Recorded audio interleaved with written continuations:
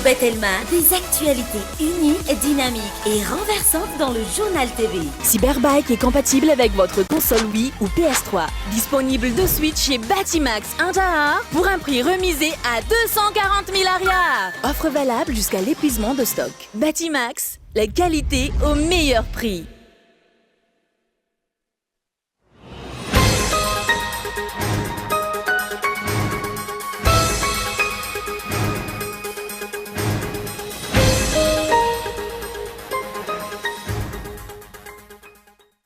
Voatra isan'andro nitondra raha mahakasika ny fianaka ny vanaretina COVID-19 na Madagasikara izany na any ivelany. Tokony ho mahay ohatrany isika manoloana n'izany ho fisorohana andian'ny fahatelo izay tsy ho zakan'ny vahoaka malagasy noho ny fahasahiranana. Hipetrahany Yahya Sahady ireo mpikambana vaovao sivy izay mandrafitra ny senina mbola tsy mandray ny asany azy. Mipetraka Sahady ny kajikajy politika raha ny fanazavana azo. Amtoy ny fanadiovana ireo tatatra sy lakan-drano eto Antananarivo io manana amin'ny fiavian'ny orana izay tanteran'ny Apipa sy ireo mpiara-miombona antoka aminy. Zava-poana ny fanadiovana tanterahana raha tsy tonga saina ny mponina hoy ny tompon'andraikitra. Nanamafy ireo lehiben'ny boriboritany ao anatin'ny distrikan'ny Moramanga fa mbola miato tanteraka ny asan'izy ireo raha tsy misy ny vahaolana izay aroson'ny fanjakana. Mitaky ny amoana ny namany ihany koa izy ireo izay nahiditra amponja vokatry ny fanendrikendrehana. Maresaka iraisam-pirenena amin'itony ny fitokonana ao Guadeloupe manoloana ny fanerenan'ny mponina hanao vaksiny. Andro maromaro izao nitokona ny olon-tsotra tapaka avokoa ny lalana rehetra na mandeha ny amin'ny toby fitsaboana azy. Ny adidiny rehetra.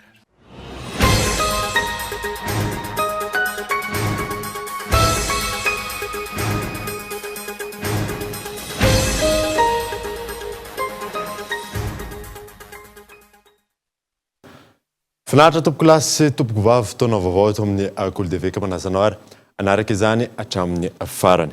Nanamboatsika ny vaovao dia mivoatra isan'andro ny toetra raha mahakasika ny fianaka ny valanaretina COVID-19 na eto Madagasikara izany na any ivelany.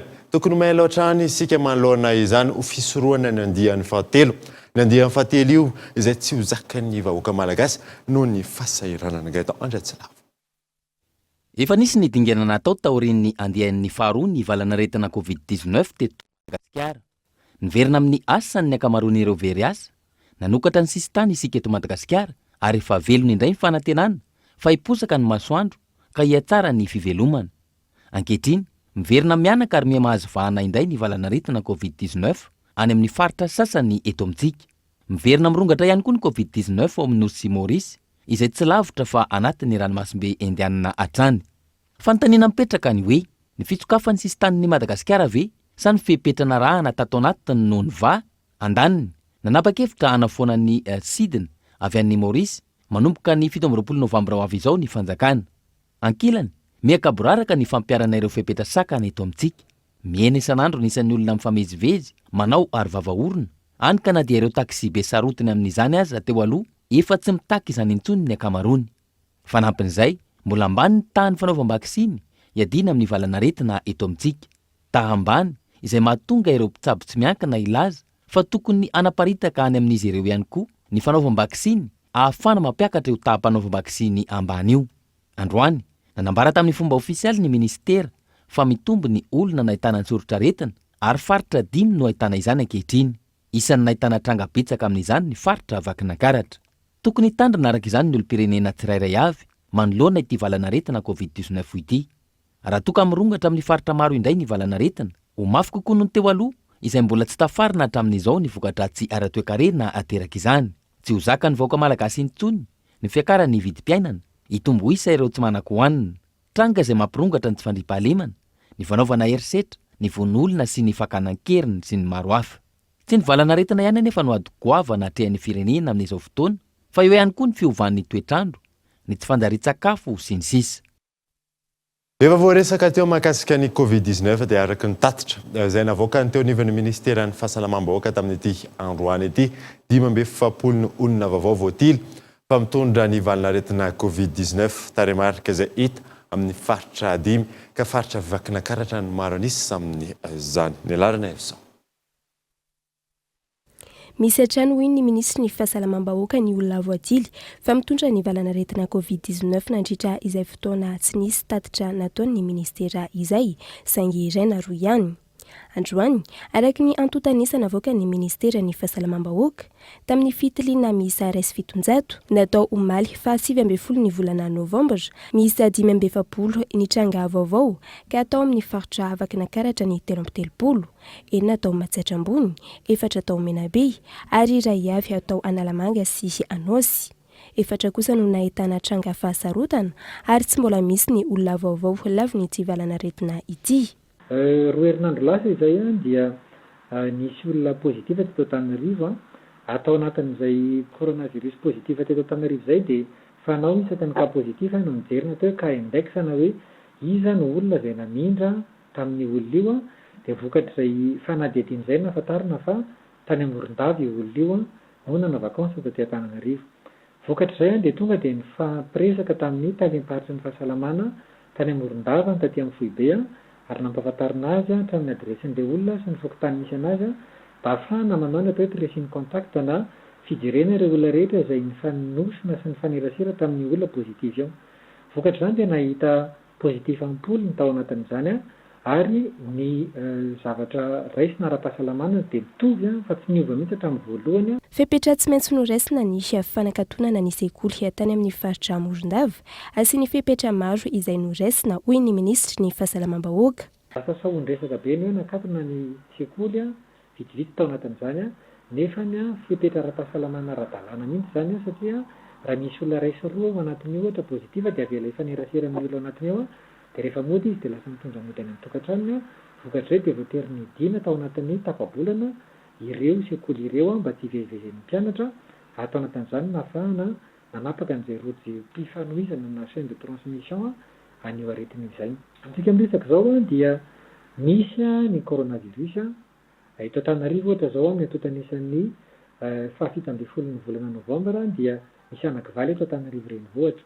Rejerintsika ohatra ny Fianarantsoa mahita anankidintsika ao anatin'izany any Morondava dia mbola ao anatin'izay fanaovana tracing contact izay hatramin'ny nahitana ny tranga voalohany tamin'ity aretina ity tamin'ny taona 2020 teto Madagasikara ka hatramin'ny 17 novambra 2020 270 ny isan'ny voamarina fa mitondra ny valanaretina ka ny 373 voadily tamin'ny fitiliana PCR ankilany miisa 272 na 770 ny tany fahasitranana voarakitra raha toka 726 na 770 ny tany olona maty metotaly 777 sy 7 hetsy sy roa tapitrisa kosa ny fitiliana vita.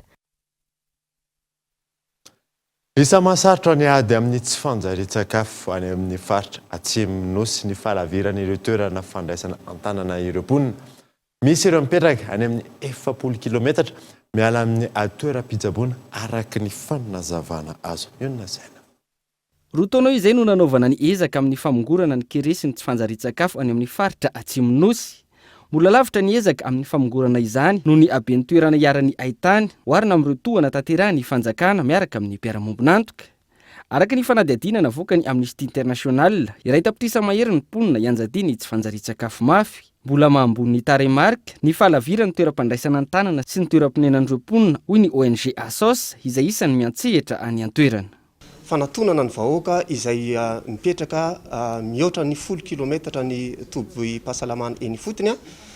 Ny tena tanjona anatin'izay moa zany dia hoe fanamahivanana ny vokatry ny ahitany na ny kere eo anivon'ny fahasalamany tsirairay avy any amin'ny vahoaka ny nivon'ny fokotany any ao anatin'ireo faritra anankitelo ireo. Betsaka ny aretina tena matetika mitranga fa ny aretina mahazo ny zaza moa zany dia raha malala fa tafiditra foana ny tazo tafiditra eo ny tsy fanjarian-tsakafo tafiditra eo ny areti-pivalanana sy ny kohaka ny tsy fahampindanja sy ny vokatry ny tsy fahampitsakafo dia ohatr'izay ihany koa ny aretina pazan'ireo be antitra ny fiakaran'ny tosodra sy ny aretina maro samihafa. isy ny klinika mobile andehany mireo faritra lavitra toeram-pitsaboana ao amin'ny distrika Anambovimbe, Bekily ary Androy. Ny Organisation mondiale de la santé no isany manohana arabola sy ara-pitaovana ary ara-teknika izany. Vise justement à augmenter, renforcer les interventions que l'OMS apporte déjà au gouvernement malgache. Tanjona ny anamafy ny fanohanana tanterahan'ny OMS manoloana ny haitany any amin'ny faritra atsimo. Anitatra ny toerana iasana mba hanakakaizana ireo olona marefo sy ny tolotra omena ireo vahoaka izay mila izany. Ny klinika mobile izay sehatra isam-pokotany ijery ny toe-pasalamany rehetra, indrindra ireo vehivavy bevoka, ny zaza latsaky ny 5 taona ary ireo zoky olona. Isy ihany koa ny fanaovam-baksiny mandritra izany, isoroana ny fipariahan'ny valanaretina izay mety hitarika hatramin'ny fahafatesany. Et de ne pas courir le risque de décès ou d'épidémie. No tanterana teny amin'ny Braony OMS Andraharo ny fifanaovatry ny mpiara-miasa eo amin'ny ONG ASOS sy ny OMS amin'ny fanatanterahana izay klinika mobile izay anatonana ireo vahoaka tojo tsy fahasalamana any amin'ny faritra atsimo. Raha ny vina, olona manodidina ny iray alina sy iray hetsy no isitraka izany atao anatin'ny enim-bolana. Ipetrahany ayay maro sahady ireo mpikambana vaovao asivy mandrafitra ny seni na tsy mbola nandray ny asany aza izy ireo. Mipetraka sahady ny kajikajy politika raha ny fanazavana azo. Henri Florio. Efa feno tanteraka ankehitriny ireo mpikambana vaovao miisa sivy mandrafitra ny vaomera maleo tena amin'sahana ny fifidianana. Na tsy mbola nandray ny asany sy tsy mbola navita fianianana aza ireto mpikambana vaovao ireto. Maro sahady ny fanakianana sy ny fanehoan-kevitra ataon'ny mpanao politika sy ny mpanaraka akaiky ny raharam-pirenena ho an'ireto mpikambana vaovao miisa sivy mirahalahy ireto. Efa mipetraka sahady ny kajikajy politika hoy ny mpandinika politika nanaovana fanadiadina. Mazava ho azy manoloana ny zavatra misy tsy mamenatra amin'ny teny fa efa misy kajy politika le izy.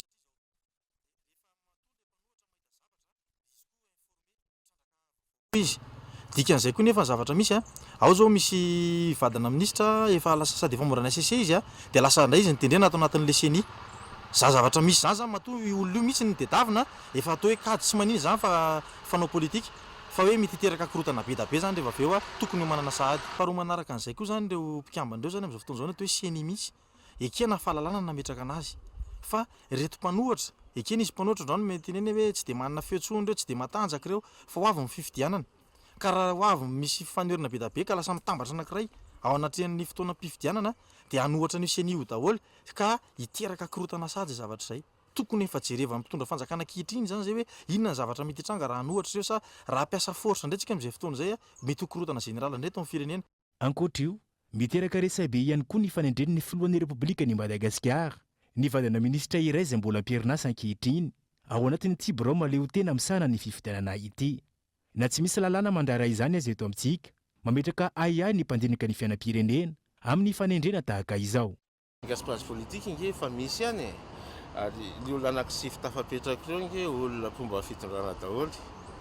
Ihany izany hoe fa manana fa dia tena mahabagaga dia vadina ministra am-pierinasa fa dia tsisy hafa mihitsy ve sa tsisy olona azo atokisana hafa mihitsy dia ahoana ny crédibilité an'io élection io zany io fifidianana eo anatrehan'izao tontolo izao satria vadiny ministra am-pierinasa anao ny asianao manao arbitre ny président na institution anao hikarakara ny fifidianana io. Ny fanontaniana tokony hipetraka amin'ny mpitondra fanjakana dia hoe ahoana ny fijerin'ny olona hoe élection crédible ve satria eo anatrehan'ny communauté internationale satria raha hipetraka izay zavatra izay tsy maintsy antson'ireo tsika satria tsika tany mantra satria tsika tsy maintsy mbola mangata-bolana na volanaovana fifidianana dia ahoana ny crédibilité amin'izany zavatra izany hoe eo am-piandrasana izay ho filohan'ny CENI araka izany ny rehetra ankehitriny. Andrasana ihany koa ny fanaovan'izy ireo ny fianianana mialohany handraisany ny asany. Asa maro lafy ihany koa no hiandry ireto mpikambana vaovao ireto toy ny fanatsarana ny lisam-pifidianana izay niteraka olana goavana teto amintsika fa eo ihany koa ny fanatsarana ny zotram-pifidianana amin'ny ankapobeny sy ny maro tsy voatanisa. Lamavao hafa kosa indray dia mitoy ny fanadiovana ireo tatatra sy lakan-drano eto Antananarivo io manana amin'ny fiavian'ny orana izay tanterahany ampipasy ireo mpiara-miombina antoka amin'ny zavapoana ny fanadiovana izay tanterahana raha toka tsy tonga saina ny mponina hoy ny tompony andraikitra io na saina. manamafy ny afanganam-pandeha amin'ny fanadiovana ireo tatatra sy lakan-drano eto Antananarivo renivohitra ary manaramaso ireo fiafilony eo anivon'ny Apipa mialohan'ny fiavian'ny orana. Ny fotoam-pahavaratra 2024-2025 izay ahitana taratra ny fiovan'ny toetrandro araky nambarany teo anivon'ny sampany mpamatatra ny toetrandro ka isany anamarika izany ny fiavian'ny orambe anatin'ny fotoana fohy, izany hoe orana tokony ilatsaka herinandro mety ao anatin'ny iray andro raha ny vinavina. Efa mivonona amin'izay trangan-javatra izay ny eo anivon'ny autorité pour la protection contre les inondations de la plaine d'Antananarivo ho ny tale généraliny.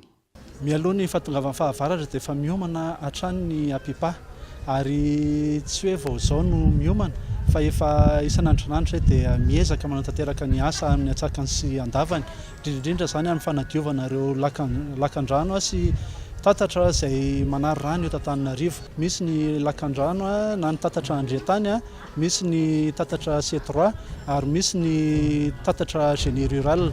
Dia ankoatran'ireo mandray antanana ihany koa izay amin'ny fikojakojana sy ny fikolokoloana an'ireo tatatra sy ny farihy tahaka ny farihan'Anosy zany sy ny farihan'ny Masay.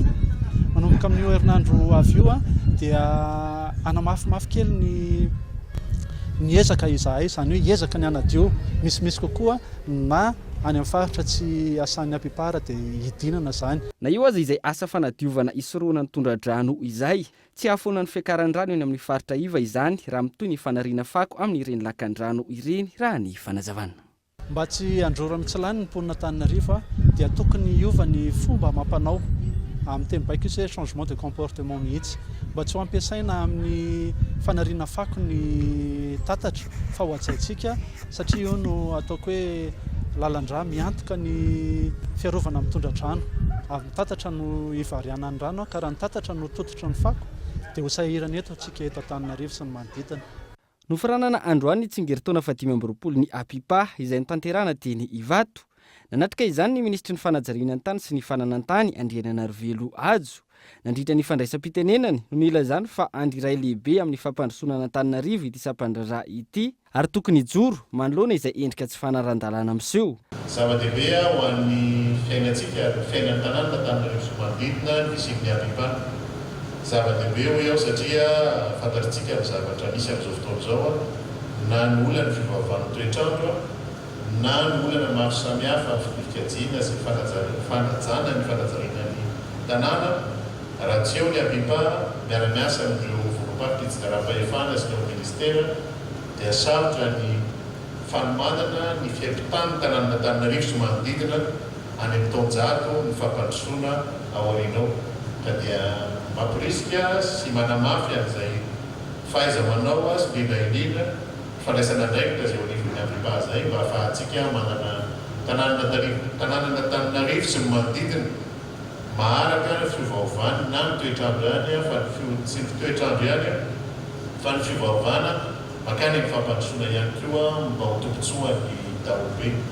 Raha soa indrindrandrindra ny Apipa mba vita tsaka sy adavany andraikitra izay napetraka ny fanjakana aminy ka anavotra ary indrindrandrindra hiaro ny tombotsoam-ponana eto amin'ny tanàna Antananarivo sy ny manodidina. Nanatrika ity lanonana ity ihany koa ireo mpiara-miasa eo anivon'ny Apipa hatramin'izay 2020 taona nisiny izay sy ireo mpiasa izay mbola manodina azy ankehitriny. Nisy ihany koa ny fanomezana mari-pakasitrahana sy mari-boninahitra ireo mpiasa navita be tao anatin'izay vanim-potoana izay. Fotoana ihany koa namaritana indray ny vina sy ny fomba fiasa ahafahana mahomby kokoa atao anatin'ny 2020 taona manaraka. Iverenantsika ny tontolon'ny fahasalamana dia olona manodidina ny 2020 faingo efatra tapitrisa no tratra ny homamiadana hatramin'ny taona 2020 maneran-tany. Ilaina arak'izany ny fanentanan'ireo olona hiaro tena sy anantona toeram-pitsavona mialoha isoroana sy ahafahana mitsapo ny homamiadana. Ny alarana efsa. Tamin'ny taona 2020, ny homamiadan'ny nono no nahitana tranga maro indrindra izay manodidina ny isa 2.3 tapitrisa, izany hoe 1.7 isanjato. Manaraka azy ny isa homamiadan'ny isa avokavoka 1.4 isanjato, ny prostata izay isa 7.3 isanjato ary ny isa vavony ny 5.4 isanjato. Raha ampitahina tamin'ny 20 taona lasa, mitombo avoroeny ny fitambaran'ny olona voan'ny homamiadana. Nanomboka tamin'ny isa 10 tapitrisa ny taona 2000 ka tafiakatra 7 faingo 3 tapitrisa tamin'ny taona 2024. Ankehitriny, olona iray amin'ny 5 eran-tany novoan'ny omamiadana mandritra ny androm-piainany. Ankehitriny efa manomboka tonga saina sy liana amin'ny fanentanana atao ireo olona rehetra amin'ny ady amin'ny omamiadana. Ny vokatra raha ohatra ny ady amin'ny omamiadana aloha tsy vetivety, zany hoe tsy afaka ny tatontanisa mihitsy. Nefa kosa ny zavatra afaka lasaina dia miha mahasarika olona tsikelikely le ady amin'ny omamiadana, miha fantatry ny olona zany hoe ilaina le fanatanjahantena, ilaina le fanovana sakafo dia ilaina ihany koa mihetsiketsika ny ankapobeny dia mila manentana foana manodidina.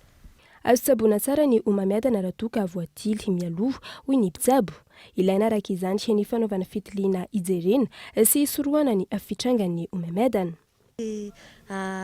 Cancer du sein raha hita mialoha dia mora tsaboana le izy. Ohatran'izany koa ny cancer hafa na ny cancer ny tratra zany na ny cancer ny voson'ny tranjaza zany ho antsika vehivavy dia tsara kokoa zany izay no nampahafantarana teto hoe mba manao dépistage amin'ny alalan'ny frottis cervico-vaginal mialoha mba tsy hohanina. Dia ao anatin'ny 25 taona ka hatramin'ny 27 taona zany ao anatin'izay zany dia manao an'ireo dépistage ireo mba amoramora kokoa mba ho hita mialoha zany le cancer fa tsy efa hoe efa grave le izy zay vao tonga ao amin'ny dokotera le olona.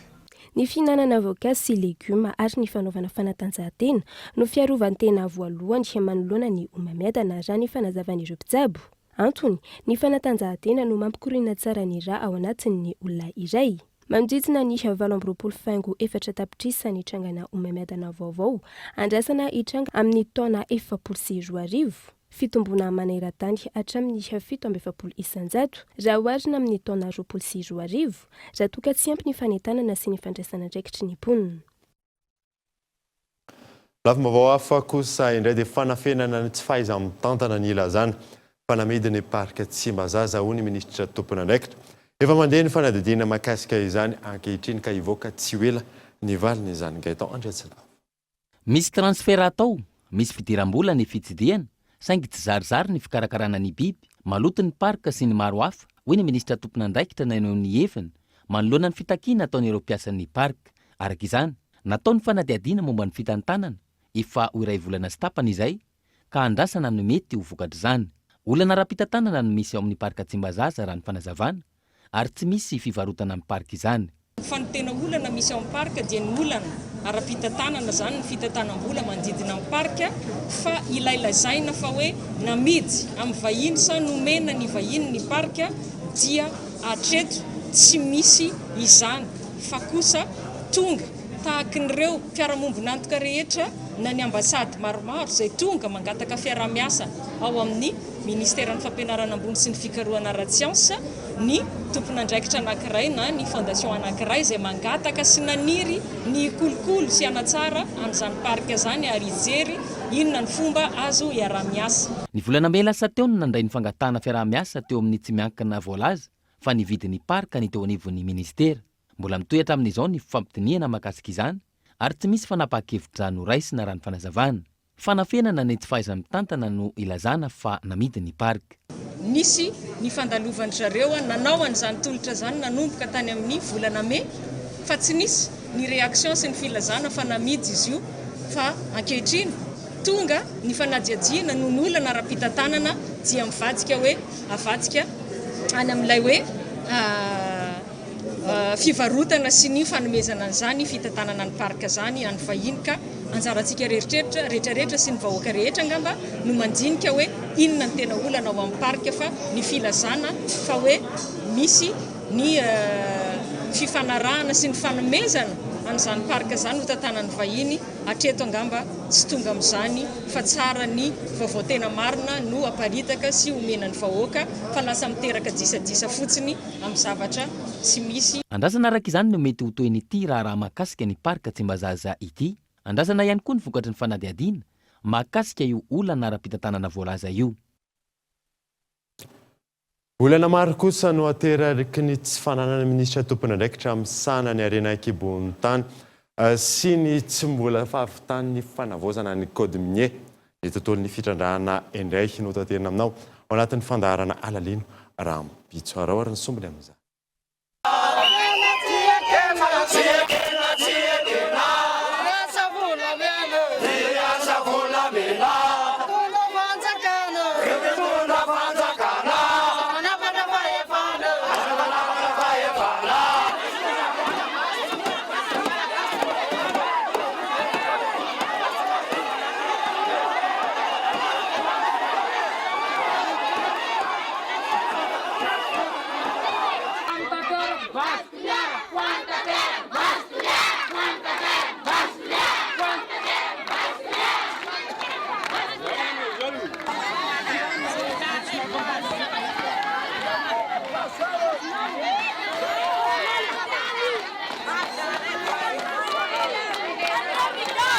ampany ihany ireo fatoerana maro no naharenesana etsika fandavana ny fitrandrahana arenakibony tany fanohirana izay antony roa no mahatonga azy amin'ny ankapobeny voalohany amin'izany ny fahasimbany tontolo iainana raha tsy hiteny afa-tsy ny rano izay ain'ny olombelona ka mahasaroti ny eny fotony raha voaloto noho ny fitrandrahana toa ny tranga tany mananjary faritra vatovavy izay nahitana akora simika mercure ny rano izay nitrandrahan'ireo vahiny volamena ka nahatonga ny fanoheran'ny vahoaka faharoa mahatonga ny fandavan'ny vahoaka ihany koa ny fanitsakitsana ny zon'olombelona sy ny tsy fanajana ny kolotsaina raha tsy ilaza afa-tsy ny any amin'ny faritra atsimo andrefana ny famindrana fasana sy fanosikosena ireo toerana masina sy mananjina ataon'ny orinasa mpitrandraka manampy io ny fanotohinana ny sehampiaren'ny mponina ny vokadratsy ara-tontolo iainana sy ny fiahinan'ny zon'olombelona izay atao safosafona na tsy resahana mihitsy isaky ny misy orinasa hitrandraka arenakibony tany eto amintsika fa ny tombontsoa no ifatohana entina andrisen-dahatra ny vahoaka tsy dia voadinika tsara ny hoe inona marina moa no tena tombontsoa ho azo am'le fitrandrahana ary inona koa nefa no mety ho sarany miafina amin'izay le fampiroboroboana ny sehatry ny fitrandrahana ny arenakibony tany izay antaonany maro izay no niandrasana ny fahavitan'ilay fanavaozana ny lalàna mifeny fitrandrahana arenakibony tany hatramin'izao tsy tafavoaka ihany izany isan'ny olana raha ny angom-baovao ny tanterahana mahatonga ny fitarazony izany ny tsy fito fipijery eo amin'ny orinasa vaventy mpitrandraka sy ny maro anisa ao anatin'ilay comité de réflexion Rinan'izay ataontsika mahakasika ny olana tatatra eny nosy zato eny eo ihany koa ny fanampiana ireo olona manana fahasembanana rehefa feoary.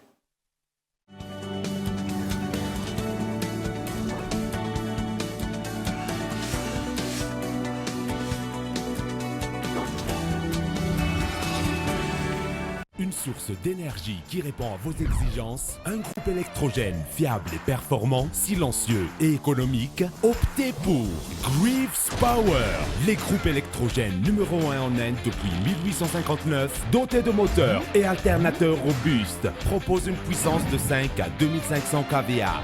Un vrai rapport qualité-prix pour 1 million de groupes vendus en Inde. Disponible uniquement chez Batimax ou sur le site web www.batimax-mata.com. Greaves, animé par la passion, guidé par la technovation.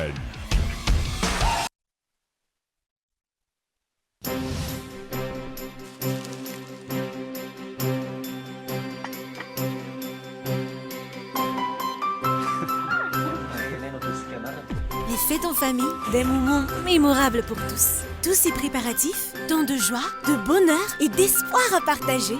Surtout, la télé qui nous réunit. Passons les fêtes ensemble! Le décodeur avec 1 mois sur Access et seulement à 50 000 arrières jusqu'au 24 décembre. Et ce n'est pas tout. Profitez de 15 jours sur tout Canal Plus pour tout réabonnement.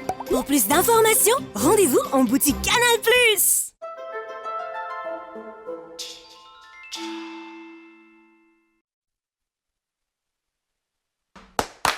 2 fois plus de data pour le même prix. Avec Telmanet One Day, maintenant tu as 300 mégas au lieu de 150 mégas avec Envoul, toujours à 1000 arrières. Alors, à ce prix-là, couvre-toi de data. Tape le dièse 111 étoile 1 dièse.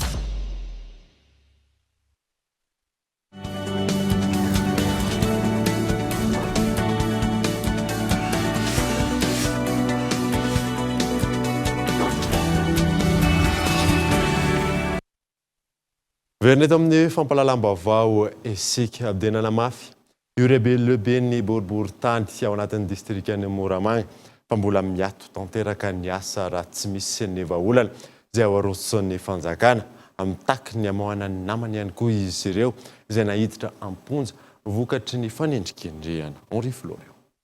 Tsy mbola miravina mandrakandroany ny disadisa misy mahakasika ny fanagadrana ireo lehibe ny boribory-tany izay nahiditra ponja vonjomaika vokatry ny raharaha famotsiana omby alatra. Ho fanehoam-y raisankina amin'ireo delege mpanjakana ny arany tsindry teo ampanatanterana ny asany. Ny ompo amin'ireo delege naman'ireo lehibe ny boribory-tany rehetra ao anatin'ny distrika ny Moramanga ao. Miato vonjomaika ny asa rehetra mahakasika ny taratasin'omby mandrafiseny vahaolana. Mangataka izay lehibe ny boribory-tany mba ho isy solo-tenanay eo amin'ny famolavolana ny lalàna mahakasika ny asa rehetra izay ataonay. Farany dia manamafy ireo fitakiana izay ataon'ireo lehibe ny boribory-tany rehetra namana manerana ny nosy izay atao anatin'ny distrikany Moramanga mahakasika ny fitakiana fampiforana ireo namanay sy ireo izay rehetra fikirakira omby nofonjaina tsy ara-dalàna sy tsy misy vesaka mazava ny ampangana azy. Nijerena ny endamin'y de risque ho an'ny ministera miay anay ny fanomezana fitaovana hoentina manatanteraka ny asa toy ny moto sy ny fonctionnement rehetra. Nanameloka ny mety ho fitsabahany tompon'andraikitra isan'ambaratongany amin'ny fanatanterahana ny asany ihany koa ireo delege mpanjakana ao anatin'ny distrikany Moramanga. Hatreto manao ny asany ireo delege mpanjakana ireo saingy natsahatra kosa ny raharaha rehetra mahakasika ny omby marapisy ny lamina vaovao hampilamina ny fizotry ny asa. Ny votoatan'ny gazety mpisesaka herinandro Madagasikara matin hebdo indray ny entina aminao anatin'ity fanadidinina manaraka ity ny andidin'izay izay entin'ny Iona Saina. Ravalomanana et radionaromampianina, déni de la réalité et mémoire courte. Izay ny lohateny lehibe entin'ny gazety mpiseho isan-kerinandro Madagasikara matin hebdo isarina ny mpamaky azy ho an'ny daty ny 20 Novambra hatramin'ny 4 Novambra ho avy izao. Araka ny votoatiny lahatsoratra eo amin'ny pejy 4 sy 5 toa avy any amin'ny planeta hafa ireto filoha teo aloha roa ireto tsy mahita ny zava-misy sy ireo asa fampandrosoana mandeha amin'ireo faritra maro eto Madagasikara. Manao fitsikerana tsy mitombona ary tsy mifanaraka amin'ny zava-mitranga araka ity lahatsoratra an-gazety ity. Ny araha-malala ny vokatry ny krizy ara-pahasalamana nateraky ny valanaretina COVID-19 tamin'ny firenena maro ary anatin'izany Madagasikara izay voatery ihany koa nanakatona ny sistanina ka nahatonga ny fiemorana teo amin'ny sehatra maro samihafa.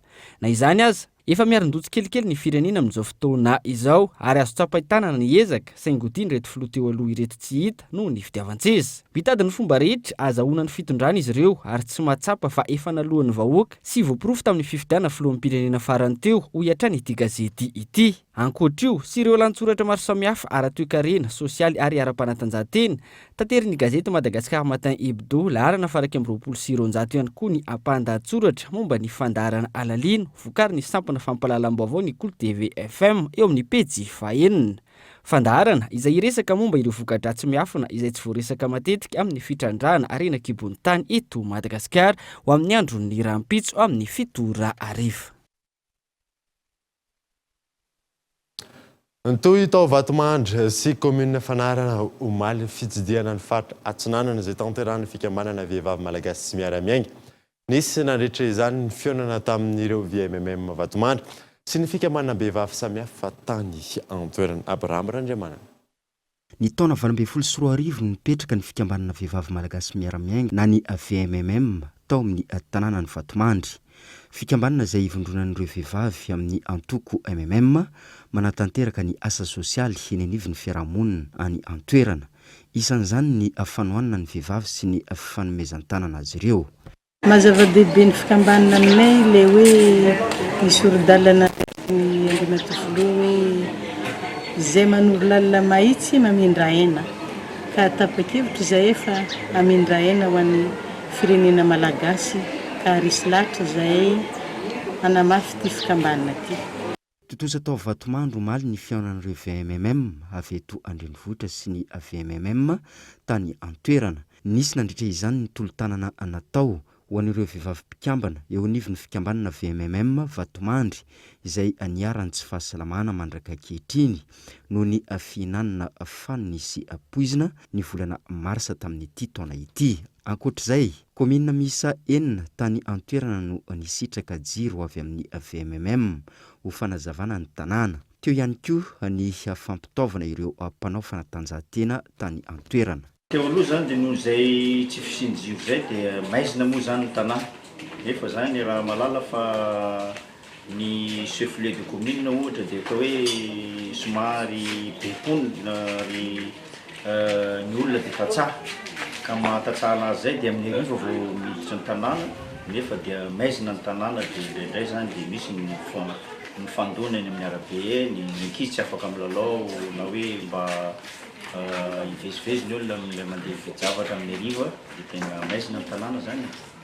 Fa io kosa zany dia tombony lehibe ho anay tana momba tsara amin'izao ny fanomezana izay azonay tamin'ny toko MMM izao ka dia azoko ambara zany fa dia manana tombony zay manomboka.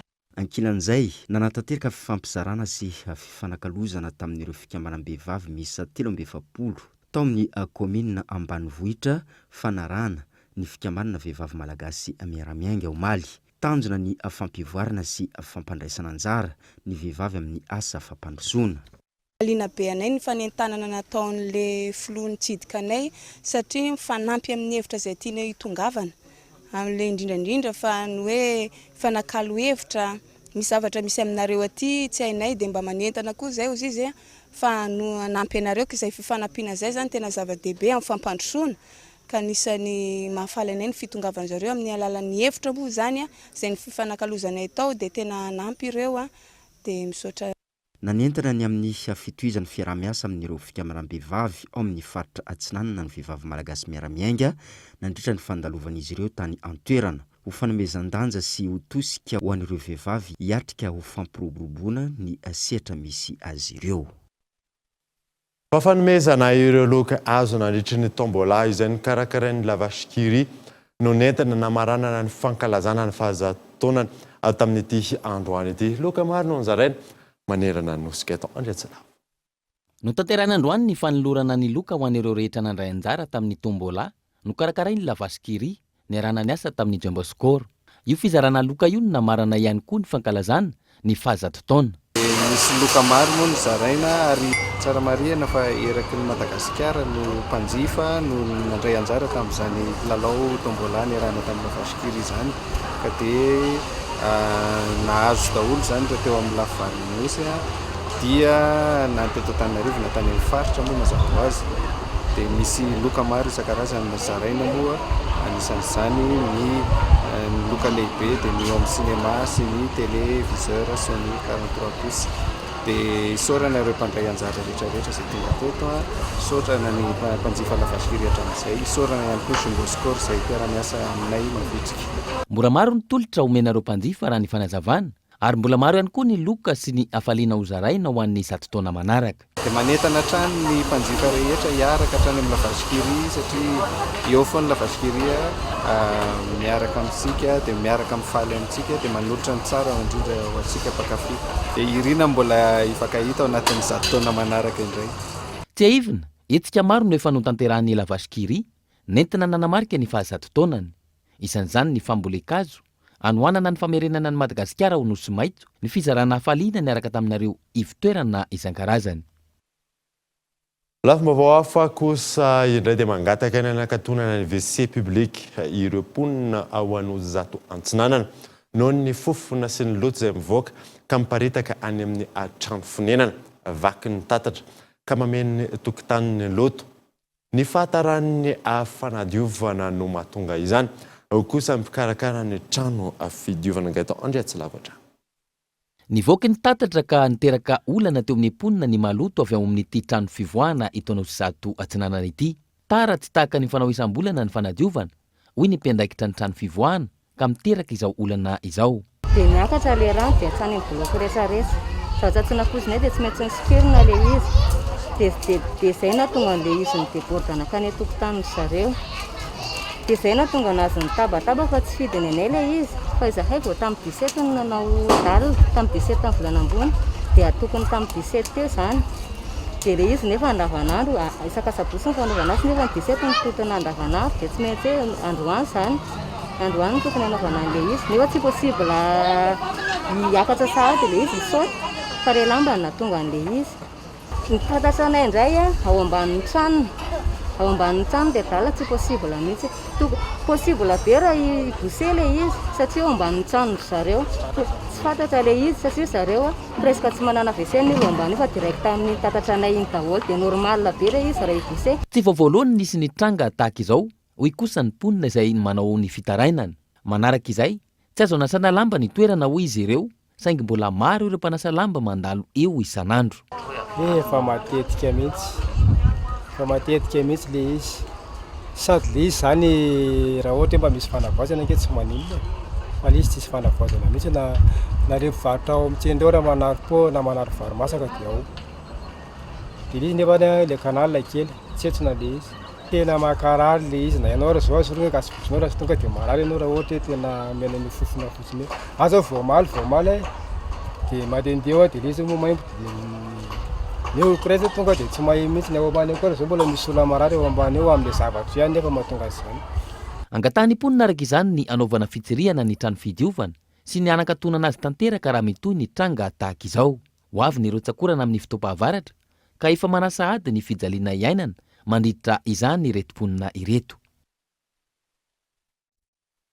Kana kosa ny fikambanana ireo manana fahasembanana ara-batana sy ara-tsaina eny amin'ny fokontany ampasany malo nahazo fanampinana sy fampitaovana ary fiofanana maimaim-poana izy ireo mba tsy ho vesatry ny fiarahamonina. Nambinina Ravelorson.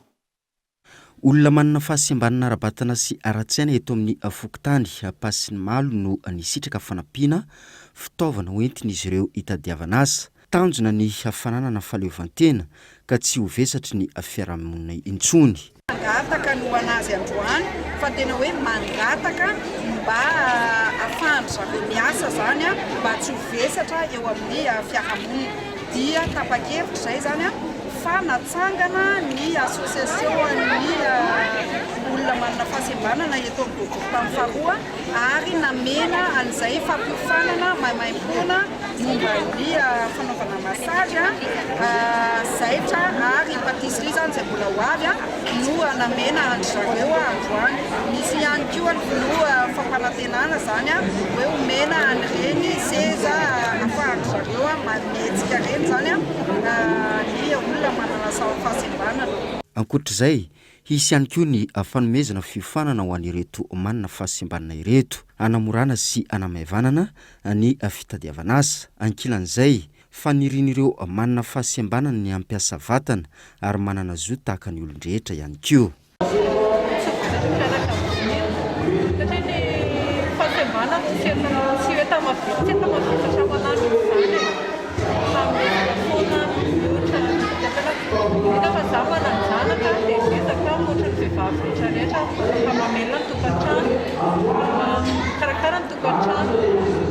Totosa omaly ny fananganana fikambanana ho an'ireo manana fahasembanana ara-batana sy ara-tsaina teto amin'ny fokontany ampasiny malo.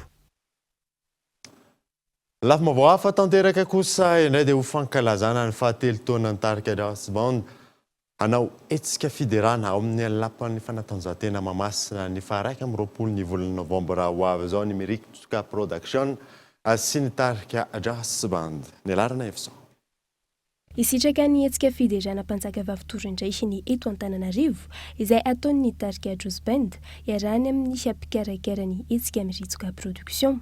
Iavaka ny hetsika raha ny fanazavana. Vavy ty mantsy le mpanjaka vavy le titre mihitsy samihafa kely amin'ny par rapport amin'ny fety any am-piangonana rehetrarehetra satria ezahana misy fikarohana kokoa, misy tsipika mampiavaka azy kokoa zany ankoatra ny hitan'ny olona efa mahazatra anay reny miantso any am-piangonana reny de zay le mpanjaka vavy ty ny déroulement misy vahiny surprise nasainay misy namana mpandia, misy namana mpihira, mpiara-midera, misy efa niaraka tamin'ny tarika hatramin'izay tsy mahafoy dia miara-miasa foana. Manana ny tantarany sy ny heviny ny torom-panjaka vavy raha ny fanazavan'ny tarika. Panjaka vavy io le vehivavy anankiray nandrasan'i Jesosy teo amin'ny fofo teo satria ny zavatra tiany jesosy zaraina taminy momba ny fiainany satria efa dimy lehilahy miaraka taminy ary lehilahy miaraka aminazy farany ary mbola vadin'olona ihany dia rehefa niona tamin'i jesosy izy dia tena niazakazaka nakany an-tanàna izy zay geste zay niazakazaka nakany an-tanàna izy dia niteny tamin'ny tanàna tamin'ny olona rehetrarehetra tao hoe ao le mesia tonga ao le famonjena dia tena ny tanàna ray manontolo no babon'izay filazantsara zay dia zay acte zay no nalaisana an'ilay titre hoe zay rehefa mandeha dia anao an'io mpatsaka vavy io zany misalotra kely an'izay zavatra zay hoe mpanoty zahay fa hiazakazaka izara ny filazantsara amin'izay tanàna miantso anay dia tena niova fo daholo ny olona raha mamaky an'izay jaona toko faefatra zay nareo dia tena niova fo nanaraka an' jesosy daholo ny tanàna ray manontolo dia zay mihitsy le mpatsaka vavy fa tsy hoe atraitra korona hoe misy mpanjaka vavy ary amin'ny côté ray dia zay anao mpatsaka vavy fa tena biblika be hoe mandeha mitory dia milaza mitsinjaka mihitsy hoe iao le mesia. Miankina amin'ny toedrara misy eto amin'ny firenena ihany koa fa hoy ny mpikarakara miritsoka production ny mety fitohizan'ny fikarakarana hetsika fampisehoana toy izao. Maresaka iraisam-pirenena dia mitony fitokonana ao Guadeloupe mahalona ny fanerenan'ny mponina anao vaksiny andro maromaro izao no mitokana ny olon-tsotra tapaka avokoa ny lalana rehetra na ny mandeha any amin'ny toby fitsaboana azy. Fiara mamanaka-dalana amin'ny toerana hafa kodiarana azo sy ny maro hafa no apetraky ny mpitokona anapahana ny lalana manao aro-dava manampy ireo mponina manao fihetsiketsehana ihany koa ireo mpamonjy vonona manao fanamina toy ireo mpitsabo maro tsy manaiky ny fanerena anaovana vaksiny raha ny fanazavana 70 isanjato ny mponina dia tsy manaiky ny fanaovana vaksiny avokoa. Antreto tsy milamina ny toedrara any an-toerana raha ny fanazavana tsy misy afaka ny sakan-dalana atao raha toka efa manala izany ireo mpitandro ny filaminana. Tsy azo hidirana amin'izao ny tobi-pahasalamana ao Guadeloupe izay hianandritrany niha efatrandro. Tsy misy tonga any amin'ny toeram-piasany ireo mpitsabo antony tapaka avokoa ny lalana. Na eo zany iha fikatonany tsy mitsahatra mitompo ny olona voamarina fa mitondra ny valanaretina COVID-19 ao Guadeloupe izay efa tafiakatra 30 isanjato ao anatin'ny herinandro. Dia izay indray manankatona vaovao tamin'ity androany ity ankatrano nararaka izato soava tsara daholo.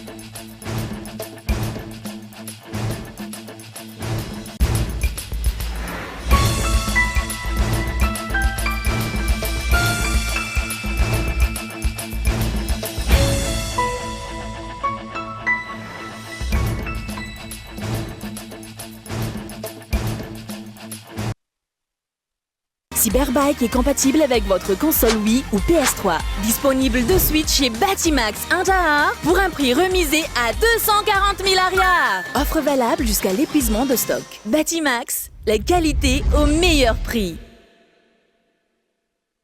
5G Batelma, des actualités uniques, dynamiques et renversantes dans le journal TV.